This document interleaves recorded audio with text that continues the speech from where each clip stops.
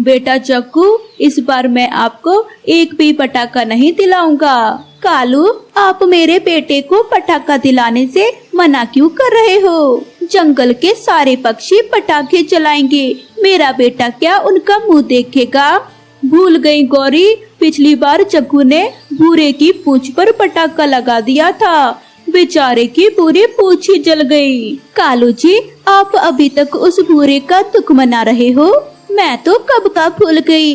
अब चुप करके जाओ और मेरे बेटे जग्गू को पटाखे दिला दो, वो भी उसके पसंद के, वरना मुझसे बुरा कोई नहीं होगा। देख लेना गौरी, ये जग्गू कोई ना कोई शैतानी जरूर करेगा। कालू कौवा अपनी पत्नी गौरी से बहुत डरता था। वो जग्गू को दुकान से पटाखे दिलाने चला जाता है। पापा पापा, मुझे सबसे बड़ा वाला रॉकेट चाहिए और तेज आवाज करने वाला पटाखा। जग्गू बेटे, तुम अभी बच्चे हो, बच्चों वाले ही पटाखे लो, बड़े वाले मत लो, वरना तुम्हें चोट लग जाएगी। नहीं पापा, मुझे बड़े वाले ही चाहिए, वरना मैं आपकी शिकायत मम्मा से कर दूंगा। अपने बेटे की ये बात सुनकर कालू कौवा डर जाता है और उसे ढेर सारे पटाखे दिला देता है। जग्गू तो पटाखे देखकर बहुत खुश होता है और मन ही मन सोचने लगता है, इस बार तो भूरे अंकल की खैर नहीं, पिछली बार थोड़ा सा क्या जलाया था, पूरे जंगल में फैला दी बात, और टुन्नू अंकल को तो अच्छा सबक सिखाऊंगा। बड़ा भाषण दे रहा था मुझे। ऐसा सोचकर जग्गू काफी सारे पटाखे लेकर घर आता है। आ गई जग्गू, पापा ने किसी चीज के लिए मना तो नहीं किया था? नहीं मम्मा, मैंने ढेर सारे पटाखे लिए हैं, अब उस बुरे अंकल को तो छोड़ूंगा नहीं, मैं जा रहा हूँ। ऐसे कहकर जग्गू कौवा घर से भाग जाता है। देख लिया गौरी, गया जग्गू शैतानी करने, और आप तो उसे जरा भी नहीं डांटते। चुप कर जाए कालू, मेरा बेटा मुझ पर गया है और मुझे किसी से डर नहीं लगता। डरपोक तो आप ही बहुत हो। मिट्ठू अंकल, आपने कहीं पूरे अंकल को देखा है? हाँ जग्गू, मैंने उन्हें नदी की तरफ जाते हुए देखा है। वैसे तुम्हें क्या काम? मिठाई दी है मम्मा ने। ये कहकर जग्गू कौवा नदी पर जाता है और भूरे चिड़े से बोलता है, भूरे अंकल नमस्ते। नमस्ते बेटा नमस्ते, क्या इस बार भी कोई शैतानी करने आए हो? नहीं अंकल जी, आप हमेशा ऐसा ही क्यों सोचते हो? मम्मा ने आपके लिए मिठाई दी है और बोला है आपको सॉरी कहूँ, और मैं पिछली बार के लिए सॉरी बोलने आया हूँ। जग्गू की ऐसी बातें सुनकर भूरा मिठाई का डब्बा ले लेता है। जग्गू, आगे से कोई शैतानी ना करना। ठीक है अंकल जी, ठीक है, मैं आगे से कोई शैतानी नहीं करूँगा। आप ये मिठाई तो खाएं। भूरा जैसे ही मिठाई खोलने के लिए डब्बा खोलता है, एक जोरदार धमाका उसके मुंह पर होता है। मार दिया रे मार दिया, इस जग्गू के बच्चे ने फिर से मार दिया। मुझे मिठाई के डब्बे में बम दिया। खाओ खाओ मिठाई खाओ, आया ना मजा मिठाई खाकर। अब जाता हूँ टुन्नू अंकल के पास, उन्हें भी तो मिठाई देनी है। बेचारा भूरा चिड़ा तो घायल हो जाता है और जग्गू हंसता हुआ टुन्नू चिड़े को ढूंढने चला जाता है। दूर रहो जग्गू, दूर रहो, आप कोई ना कोई शैतानी जरूर करते हो, हटो दूर, मेरे पास मत आओ। टुन्नू अंकल, आप ऐसा क्यों बोल रहे हो? आपने जो पिछली बार मुझे सिखाया था, मुझे सब याद है, इसलिए मैंने तो पटाखे खरीदे ही नहीं, मैं तो मिठाई लाया हूँ। बहुत अच्छे जग्गू बेटे, बहुत अच्छे, सुनकर मुझे बहुत खुशी मिली कि आप मेरी बातों पर अमल कर रहे हो। अब मैं चलता हूँ, मुझे कुक्कू के लिए मिठाई लानी है। अंकल जी, आपको मिठाई लाने की कोई जरूरत नहीं, मैं भी तो मिठाई लाया हूँ, आप ये ले जाएं। जग्गू की ऐसी बातें सुनकर टुन्नू चिड़ा मिठाई ले लेता है और जल्दी से अपने घर जाता है। टुन्नू जी, आप इतनी जल्दी मिठाई कहाँ से लेकर आ गए? हमारे जंगल में ही मिठाइयों की दुकान खुली है क्या? नहीं रानू जी, ये मिठाई तो मुझे जग्गू ने दी है। जग्गू को मेरी सिखाई हुई बातें अभी तक याद हैं और उसने मुझे सॉरी बोला। टुन्नू जी, मुझे नहीं लगता उस गौरी का बेटा जग्गू कभी सुधर जाएगा। वो आए दिन कोई ना कोई शैतानी करता रहता है। मम्मा मिठाइयाँ तो खोलो, मैं कब से इंतजार कर रहा था। बातें तो बाद में कर लेना। अपने बेटे की यह बात सुनकर रानो चिड़िया मिठाई का डब्बा खोलती है। वो जैसे ही डब्बा खोलती है तो उसके मुंह पर भी धमाका होता है। टुन्नू के पास होने की वजह से वो भी घायल हो जाता है। मैंने कहा था जग्गू इतनी आसानी से नहीं सुधरने वाला, और आप है कि उसके बातों में आ गए। रानू जी, आपकी नाक से खून बह रहा है, जल्दी चलो, पहले हम दवा ले लेते हैं, वरना हमारा सारा खून बह जाएगा। फिर वो दोनों जल्दी से डॉक्टर के पास जाते हैं, जहाँ पर भूरा चिड़ा पहले से अपना इलाज करवा रहा था। अरे टुन्नू रानो, आप दोनों को एक जैसी चोट कैसे आई? फिर रानो चिड़िया भूरे को सारी बात बता देती है। ऐसा ही उसने मेरे साथ किया, लेकिन टुन्नू यार, अब हम क्या करें? गौरी तो अपने बेटे के खिलाफ एक शब्द नहीं सुनती। अगर उसके घर गए तो उल्टा हमसे ही लड़ेगी। नहीं कबूतर भैया, हम ऐसे चुप नहीं बैठेंगे, हमें गौरी के पास जाना ही होगा। आखिर उसके बेटे ने हमारा क्या हाल बना दिया। फिर वे तीनों गौरी कव्वी के घर चले जाते हैं, जहाँ पर जग्गू अपने घर के बाहर बड़े बड़े धमाके कर रहा था। वो उन तीनों को देखकर खूब हंसता है। जग्गू, अपनी मम्मा को बुलाओ, हमें उनसे तुम्हारी शिकायत करनी है। मम्मा तो घर पर नहीं है, वो अपनी सहेली के घर गई है। भूरे भैया, गौरी घर के अंदर है, मुझे गौरी की आवाज आ रही है, आप चलें। फिर वो तीनों घर के अंदर चले जाते हैं। अरे, आप तीनों के मुंह एक साथ कैसे फूट गए? ये हादसा कब हुआ? गौरी, ये शैतानी तुम्हारे बेटे जग्गू ने की है, तुम उसे बिल्कुल भी नहीं डांटती हो। अब बच्चे शैतानी नहीं करेंगे तो क्या हम बड़े पक्षी शैतानी करेंगे? गौरी, यह कोई छोटी शैतानी नहीं थी, इससे हमारी जान भी जा सकती थी। और देखे गौर से, हम तीनों कितनी बुरी तरह से घायल हैं। मरा तो कोई भी नहीं है, तीनों के तीनों जिंदा हो। अब भागो यहाँ से, दिए जलाने का समय हो रहा है। आप तीनों को शर्म नहीं आई जो एक छोटे से बच्चे की शिकायत लेकर घर आ गए, दिवाली जैसे बड़े त्योहार पर।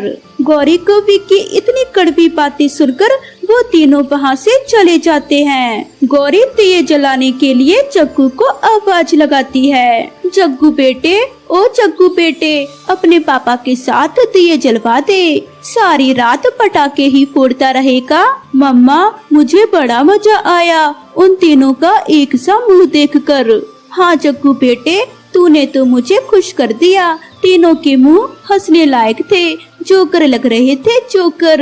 फिर वह तीनों खुशी खुशी दिए जलाना शुरू करते हैं। जग्गू पटाखों की थैली दियों के पास रखकर भूल जाता है। धीरे धीरे आग पटाखों की थैली में लग जाती है और गौरी कव्वी के पास ही एक साथ कई सारे पटाखे जल जाते हैं। जग्गू, ये तूने क्या किया? तूने तो अपनी मम्मा को ही मार दिया।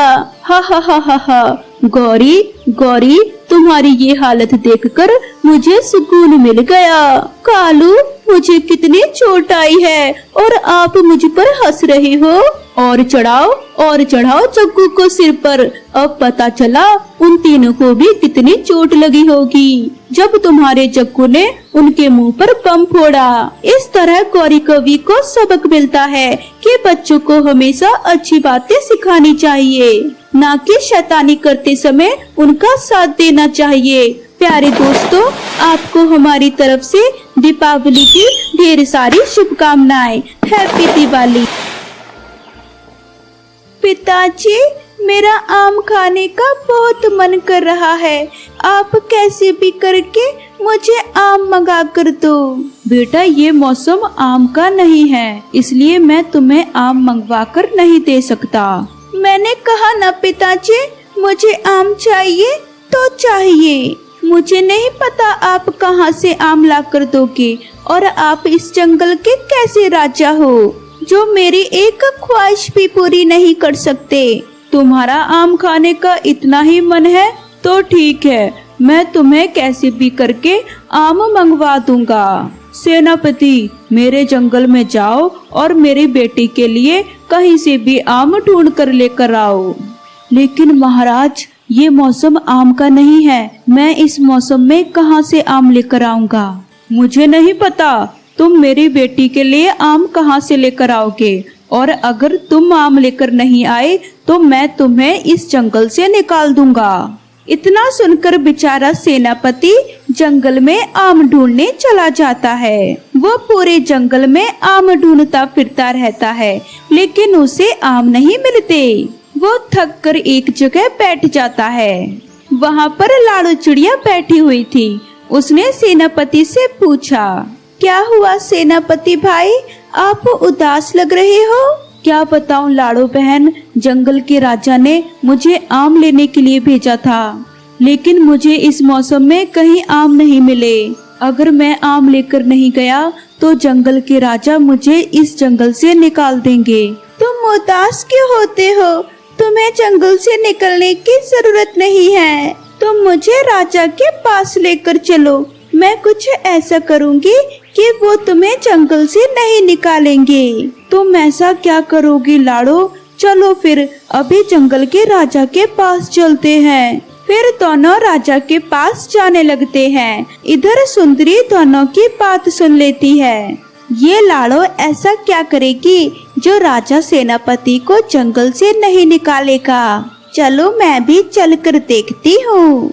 इतना बोलकर सुंदरी भी सेनापति के पीछे पीछे जाती है और सारी बातें सुनने लगती है। सेनापति, तुम खाली हाथ क्यों आए हो? कहाँ है आम? सेनापति के पास बोलने के लिए कुछ भी नहीं था। तभी लाड़ो बोलती है, महाराज, आपने तो सेनापति को आम लेने भेज दिया, मगर इस मौसम में आम कहीं भी नहीं मिलेंगे। इसलिए आप एक काम करो, आम लाने का काम मुझे दे दो। मैं तो 1 महीने में आपकी बेटी के लिए आम ले आऊंगी। जब इस मौसम में आम कहीं भी नहीं मिल सकते तो तुम 1 महीने में आम कहाँ से लाओगी?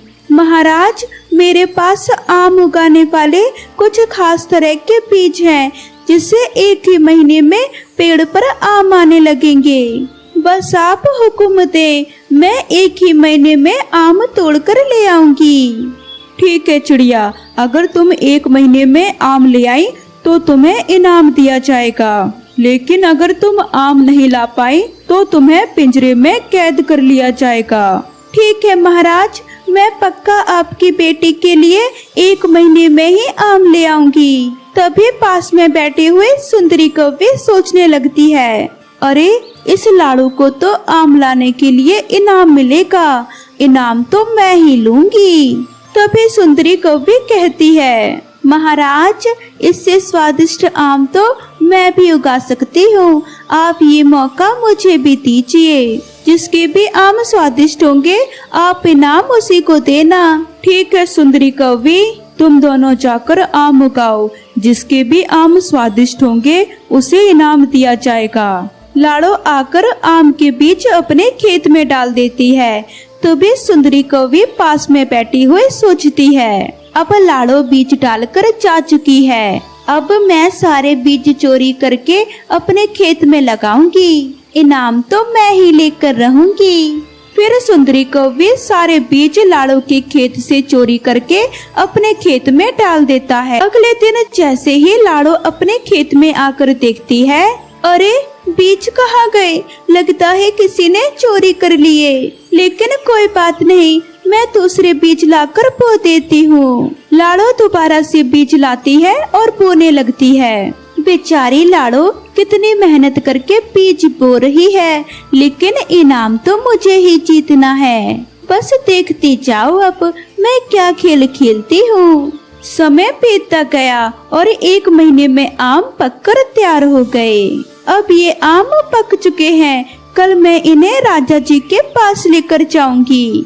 इतना बोलकर लाड़ो वहाँ से चली जाती है। तभी वहाँ सुंदरी कौवी आती है। लाड़ो तो अपने घर चली गई, अब मैं इसके आम तोड़कर बाजार में बेच आती हूँ, इससे मुझे बहुत मुनाफा होगा और राजा के पास मैं अपने आम ले जाऊंगी। और फिर राजा से इनाम भी मुझे ही मिलेगा। हा हा हा हा हा हा हा हा हा हा। इतना बोलकर सुंदरी कौवी एक बोरी में सारे आम भर लेती है और बाजार में बेचने चली जाती है। और जब लाड़ो अपने खेत में जाती है उसे कोई आम नहीं मिलते। हे भगवान, मेरे सारे आम कहाँ गए? लगता है कोई चोरी करके ले गया है। अब मैं राजा के पास आम कहाँ से लेकर जाऊंगी? और अगर मैं अब राजा के पास नहीं गई तो राजा जी के लोग मुझे यहीं से उठाकर ले जाएंगे। अब राजा के पास तो जाना ही पड़ेगा। हे भगवान, अब आप ही मेरी रक्षा करो। इतना कहकर लाड़ो खाली हाथे राजा के पास चल देती है। उधर सुंदरी कौवी लाड़ो के आम बेच रही थी। आम ले लो आम, मीठे रसीले आम, एक बार खाओगे तो बार बार खाओगे। जंगल के सभी पक्षियों को वो आम बहुत स्वादिष्ट लगते हैं, इसलिए सभी आम जल्दी ही बिक जाते हैं। लाड़ो के आम तो मैंने बेच दिए और अब लाड़ो भी रास्ते से हट गई। अब सिर्फ मैं ही आम लेकर राजा के पास जाऊंगी और इनाम भी सिर्फ मुझे ही मिलेगा। सुंदरी कौवी और लाड़ो राजा के पास पहुंचती है। लाड़ो खाली हाथ थी, इसलिए उसे डर भी लग रहा था। लीजिए महाराज, मैं आपकी बेटी के लिए स्वादिष्ट आम लेकर आ गई हूँ। बेटी, एक आम खाकर देखो, तुम्हें आम का स्वाद पसंद आता है या नहीं? तभी राजा की बेटी आम खाकर देखती है। अथू, इन आमों का स्वाद तो बहुत ही बेकार है। मैं इन आमों से एक भी आम नहीं खा सकती। क्यों रे कौवी, तू इतने खराब आम कहाँ से लेकर आई है? महाराज, ये आम मैंने खुद उगाए हैं। अब ये आम स्वादिष्ट नहीं तो इसमें मेरा क्या कसूर है? और वैसे भी मैं तो आम लेकर भी आ गई, लेकिन लाड़ो तो आम लेकर भी नहीं आई है। ए चिड़िया, तूने तो वादा किया था ना कि तू आम लेकर आएगी, और तू तो आम लाई भी नहीं। लगता है तुझे पिंजरे में बंद करना पड़ेगा। नहीं नहीं महाराज, मैंने तो अपने खेत में आम की फसल लगाई थी, लेकिन कल ही किसी ने वो चोरी कर ली। बंद करो इस छोटी चिड़िया को पिंजरे में। मेरी कोई गलती नहीं है, मुझ पर दया करो, मुझ पर दया करो महाराज। मुझे पिंजरे में मत बंद करो महाराज। इस तरह लाड़ो की बात कोई नहीं सुनता और लाड़ो को पिंजरे में बंद कर दिया जाता है। लाओ महाराज, मुझे आम लाने का इनाम दो। किस बात का इनाम? तुम्हारे आमों में तो बिल्कुल भी स्वाद नहीं है। महाराज, आपने जबान दी थी कि जो भी आम लाएगा उसे इनाम दोगे। अब आम अच्छे हो या बुरे हो, मैं तो आम ले आई हूँ, इसलिए आपके अनुसार मुझे इनाम मिलना चाहिए। हाँ ठीक है, दे दो इसको इनाम। जैसे ही सेनापति कौवी को इनाम दे रहा था, तभी एक और पक्षी वहां आकर कहता है, रुकिए महाराज, कौवी को आम देने से पहले एक बार मेरे आम भी देख लीजिए। इतना सुनकर राजा की बेटी आम को खाकर देखती है। अरे वाह, इतने मीठे आम तो मैंने कभी भी नहीं खाए। कितने स्वादिष्ट आम हैं। इस इनाम का हकदार मैं हूँ महाराज, मुझे इनाम दो। हाँ, तुम्हें इनाम दिया जाएगा, मगर पहले ये बताओ तुम ये आम कहाँ से लाए हो? महाराज, ये आम मैंने खुद ही उगाए हैं। नहीं महाराज नहीं, ये आम तो मेरे आम हैं, मुझे मेरे आमों की पहचान है। सच सच बताओ, तुम ये आम कहाँ से लाए हो? नहीं तो तुम्हें अभी पिंजरे में कैद कर दिया जाएगा। महाराज, मैं बिल्कुल सच बताता हूँ, ये कौवी इन आमों को बाजार में बेच रही थी। मैंने इसी से ये आम खरीदे हैं। अच्छा कौवी, यानी तुमने लाड़ो के आम बाजार में बेच दिए? मैं तुम्हें अभी दंड दिलवाता हूँ। महाराज, मुझसे गलती हो गई, मैं आज के बाद कभी भी चोरी नहीं करूँगी। दया करो महाराज, दया करो। इस कौवी को पिंजरे में कैद करो और लाड़ो को इनाम दिया जाए। इस तरह सुंदरी कौवी को अपने कर्मों की सजा मिलती है।